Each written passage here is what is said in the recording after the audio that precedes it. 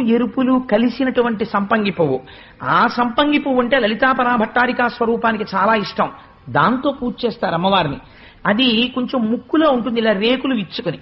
ఆకుపచ్చ తొడిమితో ఆ పువ్వు ముట్టుకుంటే అందులోంచి వచ్చేటటువంటి సువాసన చాలా విపరీతమైన సువాసనతో, పీల్చగానే తుమ్ములొచ్చే సువాసన కాదు.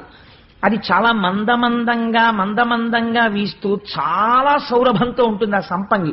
రేకు కూడా మీరు ఇలా ముట్టుకున్నారనుకోండి విరిగిపోతుంది. అది బాగా ఇలా విచ్చుకుంటుంది. విచ్చుకున్న పువ్వుని విచ్చుకున్నట్టు పూజ చేయాలి తప్ప మీరు ఏమాత్రం కొంచెం అజాగ్రత్తగా పువ్వు పట్టుకున్నా రేకులు ఊడిపోతాయి. అంతటి లాలిత్యం.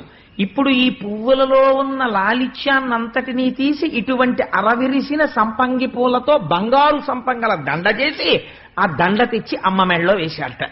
కానీ సౌరభం మాత్రం అలా ఉంచారు. అది విచిత్రం. బంగారు సంపంగికి సౌరభం